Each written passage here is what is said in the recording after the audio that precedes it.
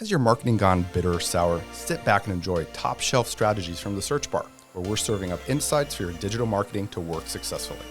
For today's episode, we're joined by Aaron Bloom, CEO of DocMJ, to discuss digital marketing in a niche industry when facing compliance regulations. Aaron has over 20 years of experience creating, acquiring, and growing complex regulated healthcare companies. We're excited to hear his wisdom today. Welcome to the search bar, Aaron. Thank you. Thank you very much. Thanks for having me. Yeah, it's awesome to have you here. I'm really looking forward to our conversation. I know we talked a little bit ahead of time, and I think we got a lot of good things to get into, so we're just going to dive right in.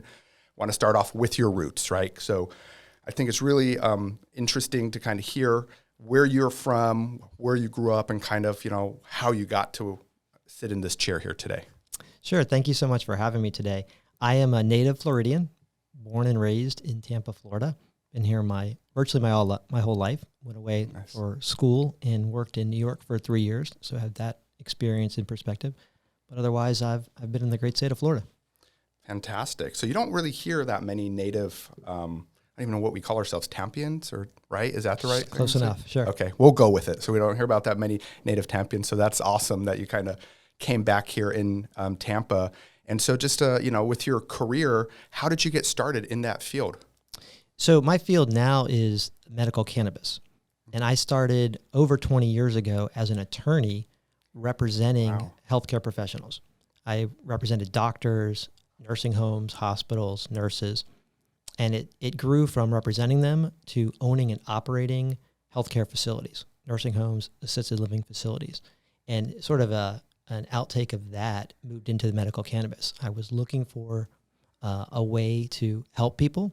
The nursing homes are wonderful and great places and provide a necessary service, but you're really just helping people live out their final days. Right. Where medical cannabis presented an opportunity for me to move into something much more proactive for people and allow people to live better and healthier lives. It was a very rewarding industry. So it was a very nice move from the regulated healthcare fields of traditional medicine into medical cannabis. Fantastic. Now that's such a cool arc there of kind of how you those stepping stones that led getting into medical cannabis there. And it's such, as we kind of said there, it's so complex, so regulated, so many different things going on there, but you need to get the word out there, right? And I know digital marketing is usually the best way to go to kind of build up kind of that momentum and kind of get people interested in there. And so just curious, when did you realize really the importance of having that digital marketing mindset in business? So medical cannabis in Florida really took off in 2016 when it was approved by a constitutional amendment in the November 2016 election. And so when the regulations came into place and we were able to get started, we started on day one, and it became very clear on day two that digital marketing was going to be very important. Right. There was this thought in the industry that we're going to open up our doors, put a sign out on a busy street, hey, come in and get your medical recommendations today. And we were ready for the lines to start forming of people who are anxious to do that. That didn't happen. So on day two of this business, you realize, okay, we have to get out there. Job one was to let Floridians know this is available. It's here, it's legal, here's what's available for you, and here's who would benefit from it. So from very early on, we knew that educating the public and public awareness was the most important first step in growing this business. Fantastic. So you knew it from day two, which you've been doing it for a while, I guess, right? And so really want to talk about, let's dive into that a little bit more, right? We call this section Time to Grow. So let's grow a little bit here. And let's talk about the difficulty of developing a strong marketing strategy, right, in your industry. I've not talked to many people in this industry, so I'm really looking forward to learn more about it as well, kind of with the compliance, the legal requirements. How have you managed to keep your digital marketing going and kind of moving forward? So it's challenging because it is still federally illegal. So you are marketing and advertising a product that is against the law in violation of federal law.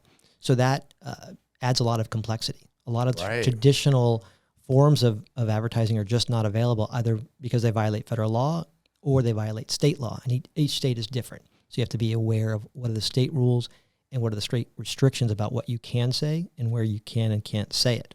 So a lot of it's trial and error. So Facebook, obviously an obvious online digital marketing platform, does not allow medical cannabis advertising. None at all. By their policy, correct. They don't allow it. Wow, now, there are ways around it. You have to be creative and a lot of trial and error. So you can't say, hey, come get your medical cannabis card. What you can say is, come find green health, health naturally.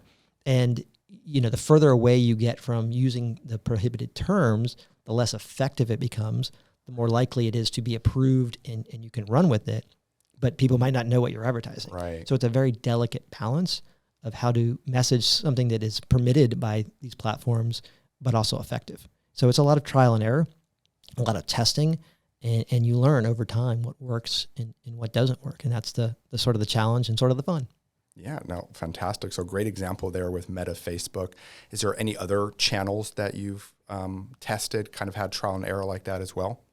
All of them. I mean, texting, even all Twitter, X, whatever it's called today. Right.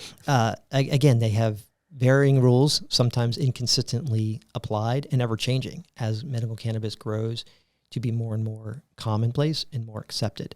But every even TV and radio for a long time were saying no, and then they would say yes, but again with heavy restrictions. You can do it, but you can't say that you're going to cure things. You can't make claims. You can't talk about the benefits of it. You can just say it's available. So you can educate the public, but you can't actually tell them why it's good for them. So the rules constantly change and are interpreted differently by different platforms. Got it. Yeah. So it seems like your website probably has to do a lot of work, right? Because that's the one platform, that you own where you can put on a lot of information there. So I'm sure that's where you're sending a lot of people to learn more and kind of, find a clinic near them. Is that right? Correct. So in Florida, you are required to see the doctor in person. So you have to have a doctor's office all over the state to service the state. So it becomes a localized search play. Right. So you want to rank high in searches of cannabis doctors near me, and it becomes a sort of a natural Google keyword play to try to find people who are predisposed to, who are looking for this product and looking for this medicine. And so, certainly organic searches and well-written blogs is a key to the online digital marketing. Yeah, makes sense. I mean, because you already have people out there that are searching, right? That's where the search engines really are strong. That's where your website, your local presence really comes in, because people are raising their hand and saying, hey, I'm looking for this. You just need to be there and rank as highly as possible to really get those people to choose you over your competitors. That's where we are today. But in the early days, it was even educating people that it was available. Even today, when you talk to people, they look at you and say, oh yeah, is that legal? I saw a dispensary somewhere. Are you a dispensary? How do I get that? What are the rules? So there's still a high degree of education and letting people know that medical cannabis is a legal and viable option in Florida. Yeah, because it's been illegal for so long, right? You think about it, we have wine sitting here on the table for you guys listening, here at the Search Bar. We really like to lean into kind of our origins of the SEO sommelier myself and wine and everything. But I think in some cultures, right, wine and cannabis almost go hand in hand, right? Where wine is legal, cannabis is illegal, and it just has that social stigma for so long, right? And I think that's here as well. You said it became legal in 2016. Here we are 6 years later, and people are still don't know that it is legal now, and they could, if it's necessary for them or they wanted to, they could take advantage of that. Yeah, absolutely. And you mentioned wine. It's interesting when we talk to patients. What we found is a lot of people have replaced their alcohol consumption with cannabis consumption. And what they'll tell you is, I came home from a long, hard day at work after putting the kids to bed, and I used to enjoy a glass or two of wine to help unwind at the end of the day.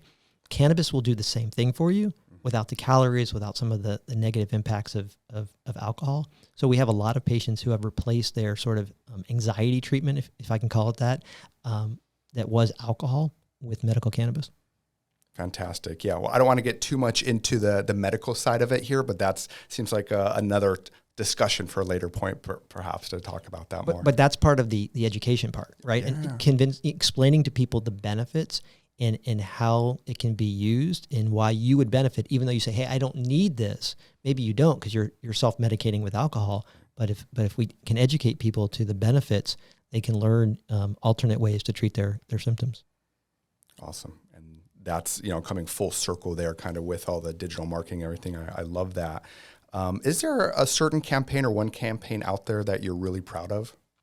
It would be the education campaigns. Okay. When we get out there and we can really get stories that move people and we can connect with people and we can educate people that people just like you are doing this. And that's usually what it takes. You have to understand your audience and then market to them and let them know these are not just kids with skateboards in back alleys who are smoking marijuana. This is people just like you, professionals, parents, people who own homes, people who have educations, who are medicating with cannabis. So I think any of the campaigns where we were able to reach people and explain to them that people just like you are seeking and finding benefit from this have been successful and rewarding because we've been able to change a lot of people's lives by educating them about the benefits of medical cannabis. Awesome. Okay. I love that idea kind of with the, that you guys aren't out there just, hey, do this now, sign up, et cetera. It's actually giving people all the, all the information, all the background so they can make their own educated decision on it. Absolutely. We don't want people who aren't qualified and won't benefit. Those people are not returning patients. They won't come back. It's expensive, so we don't want people to waste their money and be disappointed. So we are only looking for people who truly will benefit from it. So we do try to limit the marketing to make it very clear this is what it is without misleading people that it's something else. Fantastic. Awesome. Well, thank you, Aaron. That was all very cool. Next up, we're going to talk Barrels of Wisdom here. So the name of the podcast is Search Bar. So one of my favorite questions is, what's the last thing in your search bar, Aaron? The first and last thing on my search bar is always, I'm always looking for information about the industry. The regulations in this state and in the other states that we're in change so constantly, either by regulators changing them or by citizens' initiative. I'm always searching what's the latest rules and regs, and I'm also searching for the science behind it, so that we can stay on top of what science is telling us about these products, so we can educate the patients of how they can best utilize it to get the best benefit. And so when you're searching, right, and everybody's seen it, the Google search engine results page has a whole bunch of different links on it and information, everything. So how do you know which ones are legit, which ones you should trust, which ones you should read, and which ones are maybe the ones you should be avoiding? Yeah, that's tough, and probably in any industry, but certainly in this industry, because there are not any really long-term established authorities, it's sometimes hard to separate those who are more of a rec biased versus the medicine bias. So you look for credible sources, credible news sources, and in government organizations that are putting out information about this. There's some pretty good research from some pretty high-end websites now that have good, credible information you can rely on. Got it. Okay. And I know it's different from state to state, like from, Florida might be different than Georgia, et cetera. So I'm sure when you're digesting the information, that's something you need to pay attention to as well. And so how is that managed kind of from, a research education standpoint? Are there, is there data available for state by state, or how does that break down? So yes, each state has its own data. The challenge is they all report it differently. Some weekly, some monthly, some report in detail, some report in broader terms. The other interesting thing is that we've seen it now go from illegal to legal to mature in so many states that there is a natural trend or a natural progression. So you can look at a state like Georgia, which is much newer, and Texas, which is not as new as Georgia, but certainly behind Florida, and go, okay, here's where they're going to be in a year, and it's sort of skating where the puck's going to be. Yeah. So we try to set ourselves up in a marketing standpoint where, okay, Georgia's a new state, that the products are not available that we know patients are going to want and need, but we start establishing our digital marketing presence there today before it's really valuable, knowing that the tsunami will come, knowing that the market will get better, whether through demand from the patients or through some other way, we know where it's going because we've seen that happen in so many states, in Florida, Massachusetts, in Ohio, and Pennsylvania, that we know where it'll be in 12 to 24 months. And it's a different pace for each state depending on its politics, quite frankly. Sure. But it's going, it's moving. And so states like Texas, states like Georgia will open up and will become much bigger markets. So we're there investing time, energy, and money in building the digital presence. So when that does happen, you're at the forefront. Awesome. So I'm curious with digital marketing, in a limited market such as yourself that you're addressing there, you want to target your customers effectively, right? And you mentioned earlier, med versus rec, which is, medical use versus recreational use, which to me sound like are two completely different targets there. So how do you go about targeting your type of customer effectively? That's a great question, something that we talk about quite frequently. We work very hard to maintain our brand integrity, and we talk a lot about what do we want our brand to say and represent, and we try to keep it very medical and very high end. So it's very clear that we are talking to patients and talking about relieving patients' symptoms. So you stay away from the reefer madness, you stay away from some of the memes, you stay away from people, smoking joints and getting jazz cigarettes. Exactly. And we do it for a couple of reasons. One, because we do have a lot of doctors who we have over 40 physicians who work for us. Yeah. They take this very seriously. And so they don't want to be associated with a brand that is known for pushing pot. We don't want to do that. The other practical business sense is that it is not inexpensive. There's no insurance for this. So there's no coverage. So it is private pay out of your pocket. So you have to pay the doctor, you have to pay the state to get a card from the state, and then that's all before you walk into a dispensary and purchase the actual product. So people who are looking for it simply for rec will not stay in the program. It doesn't make sense for them.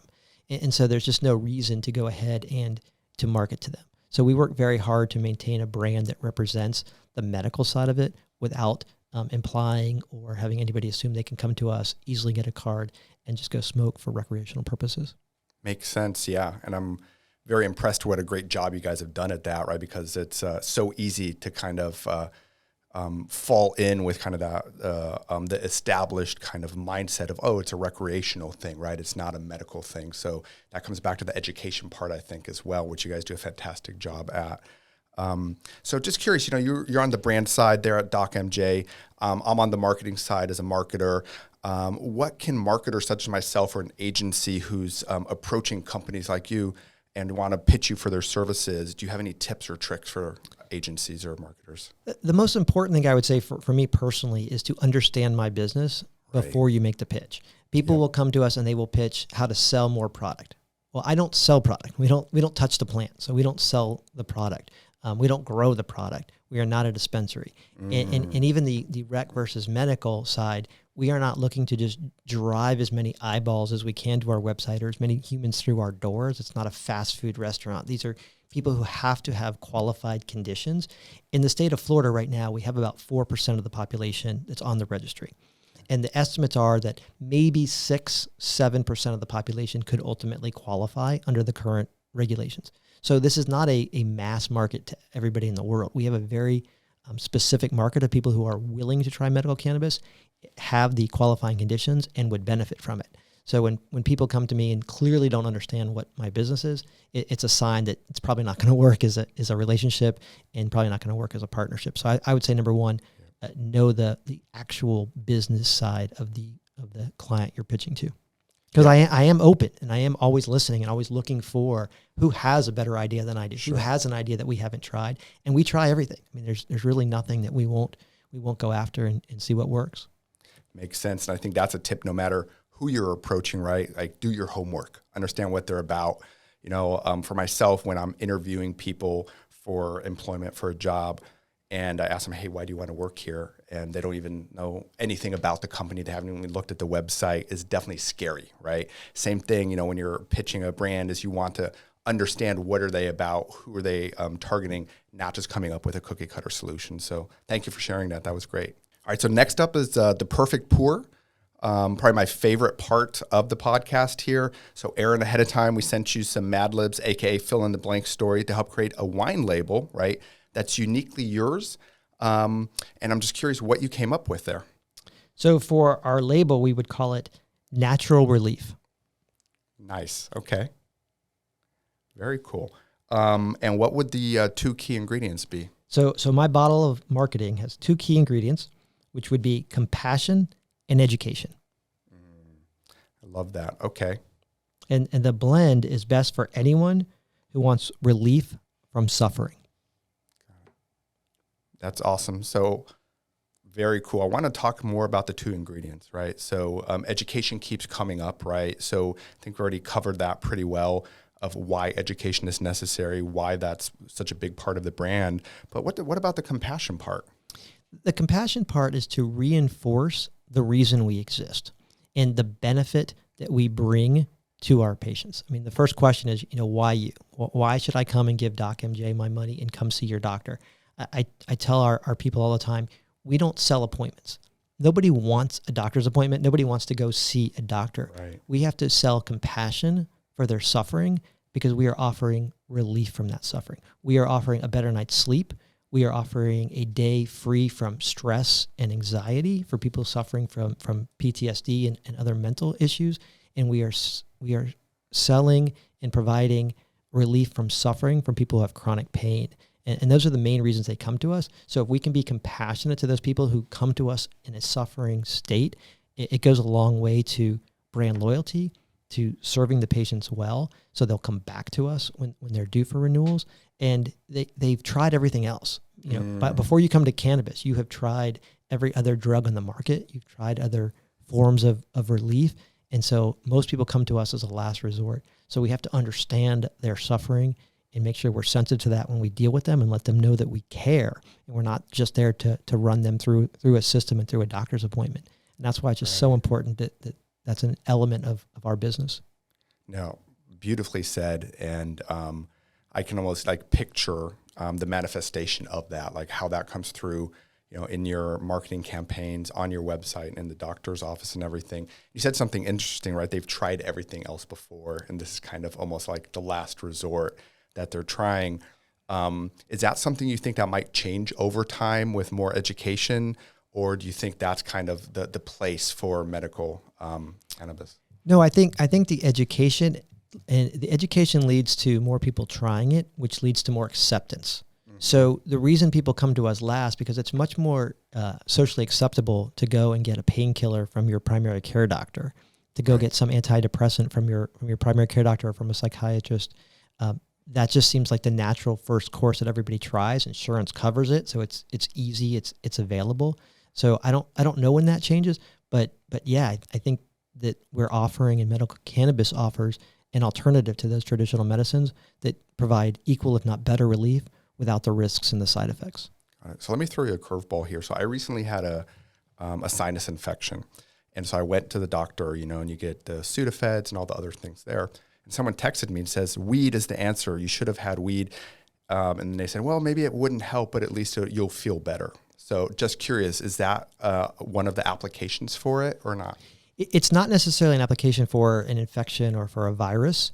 It doesn't treat that. What it does treat are symptoms. It is a symptom relief medication at this point. So if there's sleeplessness, if there's anxiety, if there's pain associated with that, certainly it can help. I mean, nobody is arguing that it replaces traditional medicine, and there's certainly a place for traditional medicine in our healthcare system. But for many people, it is a way to resolve and relieve day-to-day suffering. Got it. Awesome. I think that was it. That was awesome. Aaron, thank you so much for joining here on the Search Bar.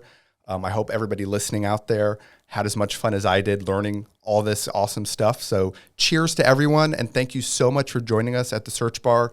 You can connect with Aaron, myself on LinkedIn, follow along with our journeys. We'll add the links to connect with us directly in the episode description. And of course, if you have any SEO or digital marketing questions, reach out to me directly on LinkedIn as a CEO of Digital Neighbor.